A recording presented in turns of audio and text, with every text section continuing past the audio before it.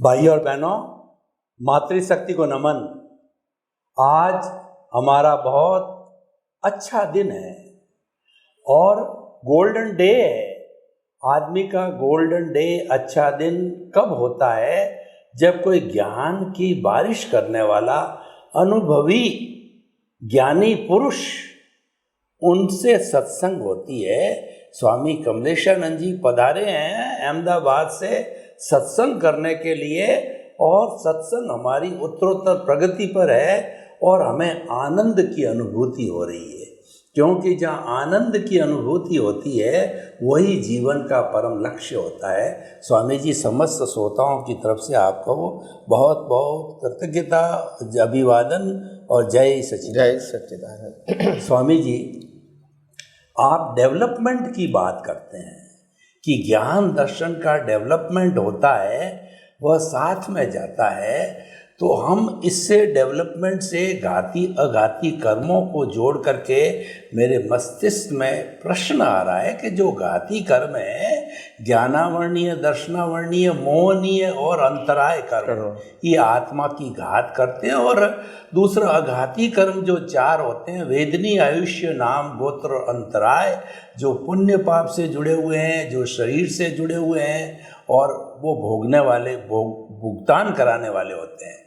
तो ये डेवलपमेंट से इसको जोड़ता हूँ, तो जो ये घाती कर्म है ये कैरी फॉरवर्ड होते हैं, जो एकांत पाप है। और जो अघाती कर्म है जो शरीर भुगतता है। तो मेरा स्पेसिफिक प्रश्न ये है कि जो अघाती कर्म है वो कितने जन्मों के कैरी फॉरवर्ड होते हैं? क्योंकि घाती कर्म तो हर जन्म से आगे से आगे कैरी फॉरवर्ड होता जाता है, लेकिन अघाती कर्मों का क्या साइंस है? वो कितने पिछले जन्मों का इस जन्म में होता है या इसी जन्म का होता है? ये श्रोतागण और मैं स्वयं समझना चाहता हूँ, कितने जन्मों का ये कैरी फॉरवर्ड होता है या नहीं होता है। इस साइंस को समझना बहुत जरूरी है, क्यों? घाती तो बहुत क्लियर है, वो तो चलता ही रहता है आगे से आगे। कृपया ये खुलासा कीजिए। तो सबसे पहले घाती अघाती कर्म की हम परिभाषा जानेंगे, फिर अघाती कर्मों के बारे में बताएंगे। घाती और अघाती की परिभाषा क्या है? घाती कर्म का मतलब होता है आत्मा की अनंत शक्तियों को होते हुए भी घात करना, अनुभव में नहीं आने देना, उसका नाम है घाती कर्म। और अघाती कर्म का मतलब होता है जो कर्म मन वचन काया से भुगतान करते हैं, वो अघाती कर्म है। अघाती कर्म में मुख्यतः चार कर्म है: नाम कर्म, गोत्र कर्म, वेदनीय कर्म और आयुष्य कर्म, जो मन वचन काया से भुगतान करते हैं। ये हमेशा टेम्पररी ही होता है, एट ए टाइम एक वर्थ का होता है, मनुष्य भव का।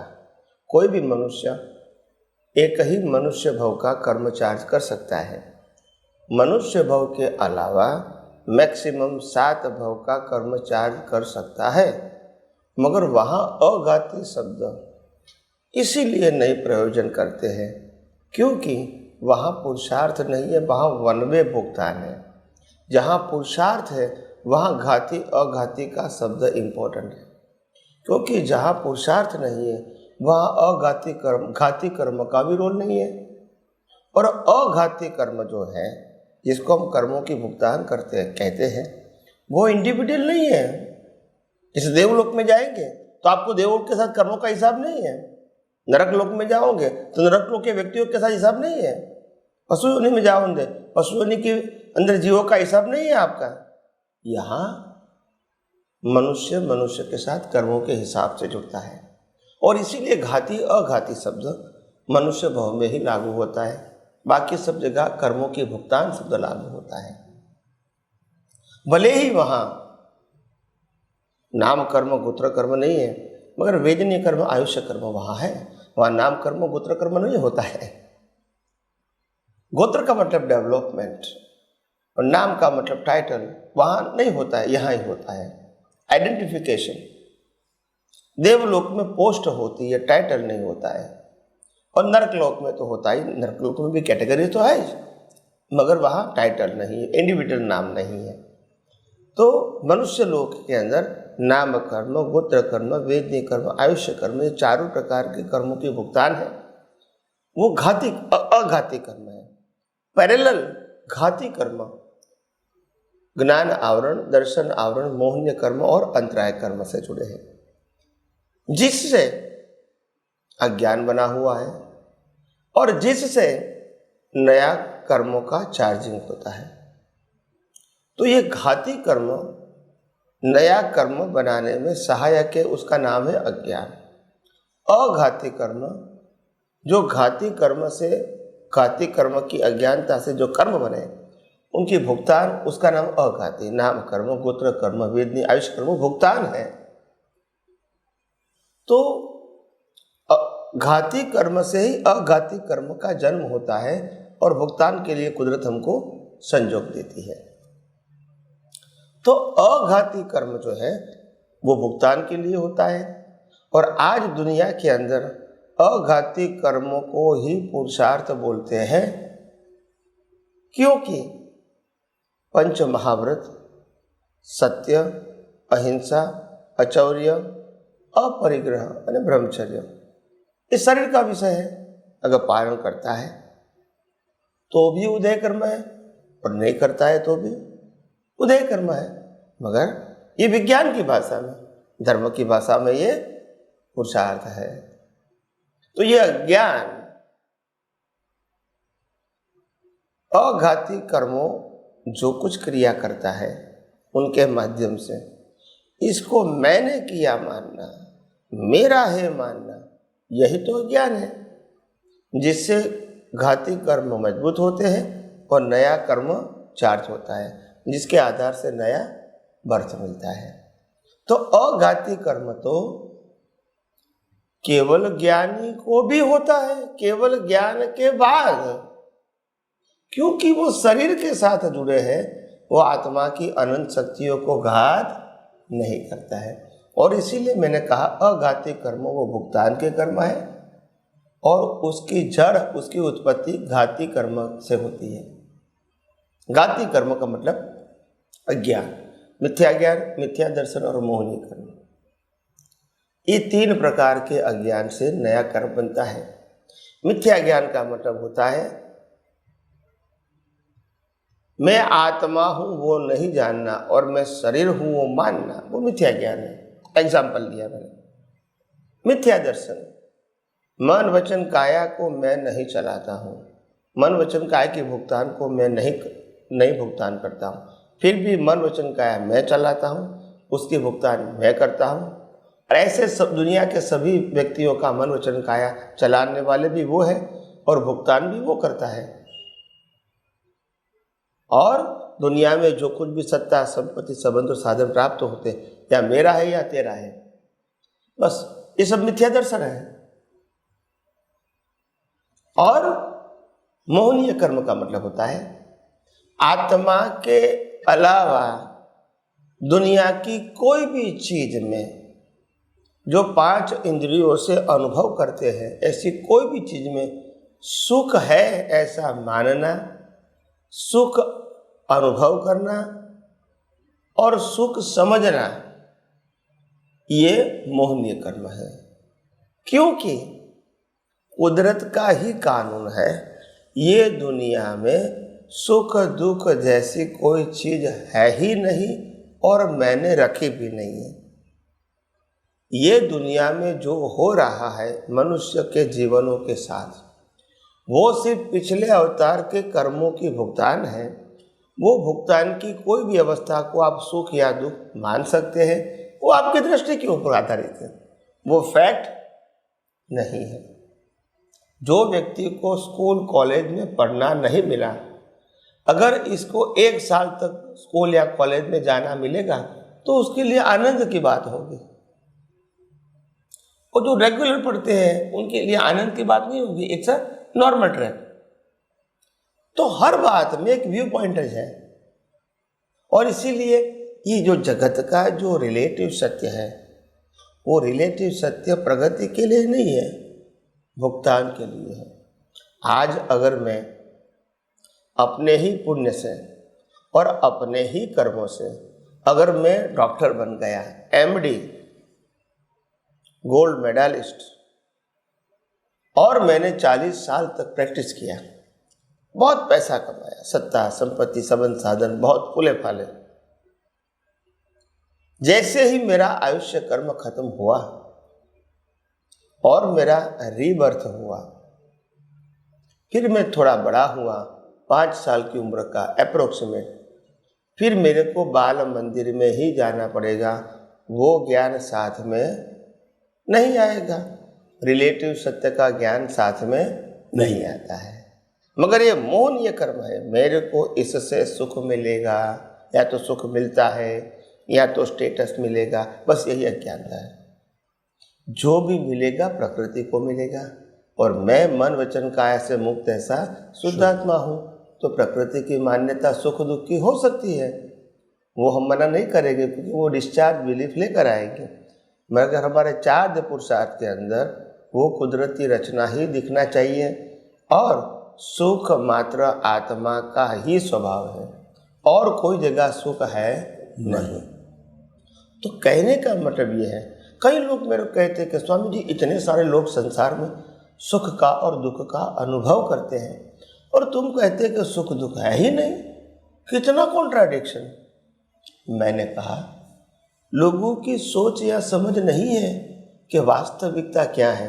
लोग रिलेटिव सत्य में इतने डूबे हुए हैं कि उसके ऊपर उसकी सोच हो सकती है, वो भी नहीं मालूम। तब मैंने कहा क्यों वो दुनिया में सुख दुख नहीं है, क्योंकि सुख दुख और भुगतान, इसके पीछे शरीर, और शरीर के पीछे कर्म होने चाहिए। तो और कर्म के और शरीर के पीछे आत्मा। तो आत्मा है तो शरीर है, और शरीर है तो संयोग है। हम क्या समझते, संयोग है तो शरीर है, और शरीर है तो, बस ये उल्टी सोच है। अगर आत्मा नहीं है तो शरीर है, अगर आत्मा नहीं है तो शरीर नहीं है, तो संयोग है। तो बिना आत्मा संयोगों का अनुभव कैसे होगा?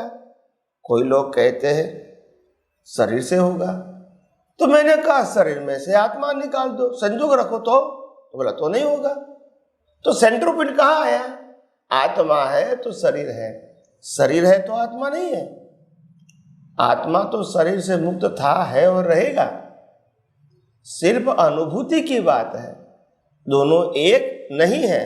मगर हाँ, आत्मा के बिना शरीर का अस्तित्व नहीं है, मगर शरीर के बिना ही आत्मा का अस्तित्व है। इसीलिए मुक्ति मिलती है विदाउट बॉडी। मगर विदाउट सोल बॉडी नहीं कहेंगे, डेड बॉडी कहेंगे। और विदाउट बॉडी संयोग में नहीं होते हैं। संयोग के साथ बॉडी और बॉडी के साथ आत्मा होंगे, तभी संयोगों की अनुभूति हो सकती है। अगर संयोग शरीर है और आत्मा नहीं है तो भी अनुभूति नहीं होगी। हर बात में सेंटर पॉइंट आत्मा होता है। कई लोग ऐसा बोलते हैं कि आत्मा है, ऐसा तो मानते हैं धर्म से, मगर ये कल्पना ऐसा लगता है, क्योंकि है तो दिखता नहीं है तो अनुभूति में नहीं आता है, उसका रोल क्या है वो मालूम नहीं है। तो मैंने कहा आत्मा है उनकी अनुभूति या इनका अनुभूति करने का प्रयोग क्या है, तो कि आत्मा के पास ही ज्ञान है।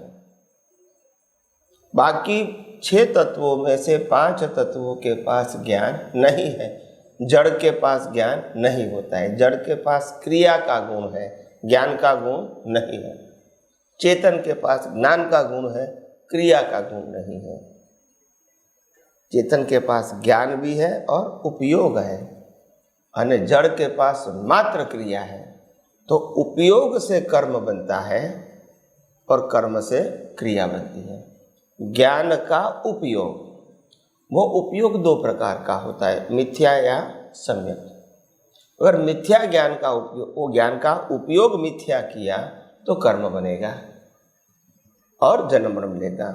जो ज्ञान का उपयोग सम्यक किया तो अज्ञान कटेगा और केवल दर्शन और केवल ज्ञान की ओर आगे जाएंगे। तो प्रश्न ये है कि आत्मा नहीं है तो ज्ञान ही नहीं है।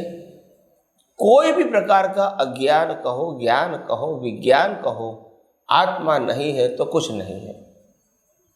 आत्मा नहीं है तो सफरिंग भी नहीं है, और आत्मा नहीं है तो संजोग भी नहीं है। अभी आप कहते हैं आत्मा नहीं है तो संजोग क्यों नहीं है? संजोग तो हो सकते हैं। भाई संजोग की अनुभूति कौन करेगा? आत्मा नहीं है तो कौन करेगा? यहां हजारों टन सोना पड़ा है मगर कोई इंसान ही नहीं है, क्या करोगे? तो प्रश्न ये है, आत्मा है तो ज्ञान है, आत्मा नहीं तो ज्ञान नहीं है। और ज्ञान का अनुभव भले सम्यक या मिथ्या होता है, मगर उनकी हाजिरी है तभी मिथ्या भी हो सकता है। जड़ को तो मिथ्या ज्ञान भी और अनुभूति भी नहीं होती है। तो ये बात समझनी है। सबसे पहला आत्मा की साबिती उनका ज्ञान। दूसरा, अगर आत्मा नहीं है तो पुनर्जन्म कैसे होगा? शरीर का तो होता नहीं है, शरीर को तो जला दिया जाएगा, फिर इसका रिबर्थ नहीं होगा। तो आत्मा है तो पुनर्जन्म है, क्योंकि एक ही आत्मा रहेगा और शरीर बदलता रहेगा। तीसरी बात, आत्मा है तो कर्म का सिद्धांत है। नहीं, कर्म किसको लगेगा? ये जो बॉडी हमको भुगतान के लिए मिली है, ये तो कुदरत ने फ्रेश बॉडी दिया है, ये बॉडी ने थोड़ी कर्म किया है। कर्म तो उस बॉडी के अंदर अज्ञानता से किया था, वो कर्म को भुगतान के लिए हमको ये बॉडी दिया है। मगर ये बॉडी ने कर्म नहीं किया है, ये तो भुगतान कर रहे हैं। अगर हम नरक लोक में जाते हैं तो क्या नरक लोक की बॉडी ने कर्म किया था? अगर हम देवलोक में जाते हैं तो देवलोक की बॉडी ने कर्म किया था? अगर हम पशु योनि में जाते हैं तो पशु योनि की बॉडी ने कर्म किया था ना। ऐसे मनुष्य में आते हैं तो मनुष्य भोग की बॉडी में भी जो भुगतान करते हैं उसका कर्म उस शरीर ने नहीं किया है।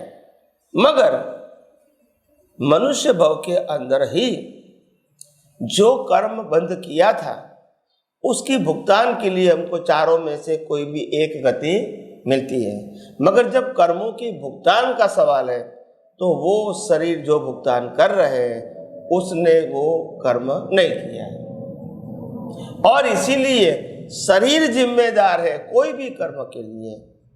वो रिलेटिव सत्य हो सकता है, सनातन सत्य नहीं हो सकता है। इसीलिए आत्मा को मानना, आत्मा को जानना और आत्मा को अनुभव करना, इनकी प्रक्रिया अज्ञान मिटाने से होगी। और अज्ञान मिटाने का मतलब केवल दर्शन की ओर आगे जाना। एक बार जो केवल दर्शन 360 डिग्री का हो गया, यानी अज्ञान 0 हो गया, तो नेक्स्ट बर्थ में माता के गर्भ में से ही आत्मा की अनुभूति है, क्योंकि अज्ञान तो है नहीं, फिर पुरुषार्थ करना है नहीं। जो भी लाइफ है वो ऑटो मोड है। केवल ज्ञान भी अपने ड्यू डेट पर ही आएगा, यानी कोई पुरुषार्थ तो है नहीं। जन्म भी कुदरती रचना, केवल ज्ञान भी कुदरती रचना, और निर्वाण भी कुदरती रचना। कुछ प्रयास करना नहीं है। ये क्यों संभव है? क्योंकि आत्मा है।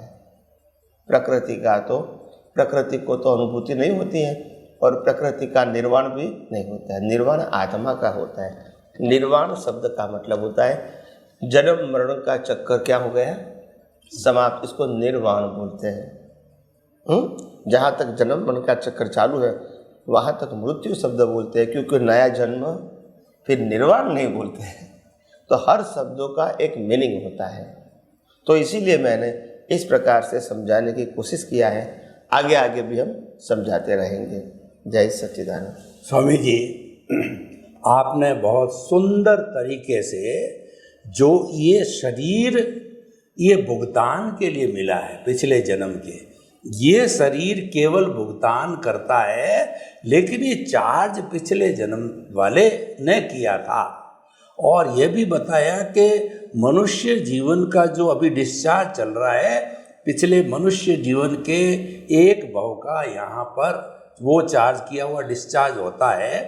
आपने सारी बात का निष्कर्ष अगर मैं निकालूं तो जीवन का निचोड़ ये है, सनातन सत्य कहिए, अध्यात्म विज्ञान कहिए, कि हम जो है प्रकृति और पुरुष को अलग रखते रहे।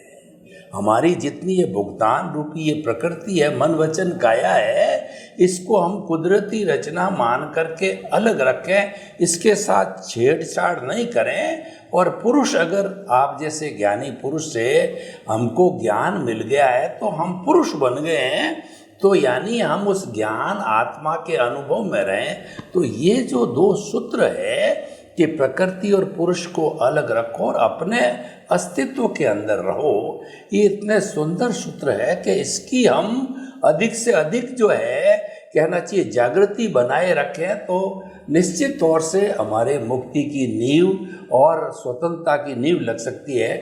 क्योंकि अध्यात्म विज्ञान का जो मूल है वह अज्ञान का नाश करना है। किससे नाश करना है? ज्ञान से और विज्ञान से। तो हमें ज्ञान की प्राप्ति करने के लिए क्या करना चाहिए? हमने ये तो समझ लिया कि ज्ञान और विज्ञान के द्वारा अज्ञान को समाप्त करना है। लेकिन कोई व्यक्ति, जैसे मेरा जैसा कोई ज़्यादा जानकार न हो या कोई भी व्यक्ति हो, वो ज्ञान क्या होता है, किससे लिया जाना चाहिए, कैसे लिया जाना चाहिए, कैसे उसकी कंसिस्टेंसी, सतत जागरण रहना चाहिए, तो कृपया ज्ञान लेने की विधि पूरी बतावें हमारे श्रोताओं को, ताकि श्रोता लोग लाभान्वित हो सके। धन्यवाद। सभी श्रोताओं को, मुमुक्षुओं को, जिज्ञासियों को मेरा नमस्कार। आध्यात्म विज्ञान में ज्ञान पाना ये बहुत बड़ा क्वेश्चन है। लोग समझते हैं कि ज्ञान पाना हमारे लिए बड़ी बात है, और बड़ी बात हो सकती है, मगर वो ज्ञान अज्ञान को नाश करने का ज्ञान है, आत्मा के लिए ज्ञान नहीं है। आत्मा तो है, आत्मा अनंत ज्ञान वाला है, मगर वो अनंत ज्ञान वाले आत्मा के बीच में और शरीर दोनों के बीच में जो अज्ञान की मान्यता का जो पर्दा खड़ा हो गया है, ताकि आत्मा की अनुभूति हम नहीं कर सकते हैं, आत्मा की क्वालिटीज़ का अनुभव नहीं कर सकते हैं। इसीलिए आत्मा में कोई कमी है वो प्रश्न नहीं है। प्रश्न ये है कि हमने अज्ञान को ज्ञान माना है। प्रश्न ये है कि हमने प्रकृति को खुद माना है। प्रश्न ये है कि हमने प्रकृति की क्रिया को मेरी क्रिया माना है। प्रश्न ये है कि प्रकृति के साथ जुड़े हुए सत्ता, संपत्ति, संबंध और साधन को मैंने मालिकी बनाया है। प्रश्न ये है कि मन, वचन, काया, सोचने का, बोलने का, क्रिया करने का काम मैं कर रहा हूँ। ये सब अज्ञान मेरे को निकालना है, और वो अज्ञान विज्ञान से ही जाएगा, और विज्ञान को ही हम ज्ञान कहते हैं। और वो विज्ञान है कुदरती कानून और कुदरती रचना के ऊपर आधारित है। ये विज्ञान समझने से अज्ञान निकलेगा। क्या निकलेगा? अज्ञान। और अगर अज्ञान जीरो हो गया, वही केवल दर्शन, और केवल दर्शन हो गया तो केवल ज्ञान का ही बीज होता है, और कोई बीज होता नहीं है। और केवल ज्ञान नेक्स्ट बर्थ में रिजल्ट के रूप में आएगा, विदाउट एनी पुरुषार्थ। तो आज लोग जो ज्ञान समझते हैं वो ज्ञान आत्मा के लिए नहीं है, मगर आत्मा की अनुभूति में जो अज्ञान की बिलीफ जो बाधक बनी है, इसको मिटाने के लिए है। तो सबसे पहली बात, हमको ज्ञान का मतलब होता है जिस अज्ञान को ज्ञान माना है, इसको मिटाने का हमको ज्ञान चाहिए, दृष्टि चाहिए, विजन चाहिए। और वो विजन को हम कहते हैं आर्ट ऑफ विजन। और वो विजन 3 बात पे मुख्यतः निर्भर है। मैं शुद्ध आत्मा हूँ, एक ये बात, और दूसरी बात होती है कुदरती कानून और कुदरती रचना। और ये 2 बात के बीच यहाँ कुदरती कानून और कुदरती रचना है, यहाँ शुद्ध आत्मा है। तो ये दृष्टि परिपक्व होके प्रतिष्ठित आत्मा के लाइव प्रतिष्ठित आत्मा के विजन में होना चाहिए, क्योंकि समझना इसको है, उपयोग इसको करना है, अनुभव इसको करना है, अज्ञानता इसको मिटाना है, डेवलपमेंट इसको करना है, तो सब चीज आ जाएगी लाइव प्रतिष्ठित आत्मा में। और उनका काम है सम्यक ज्ञान और सम्यक दर्शन का हर अवस्था में उपयोग करते रहना।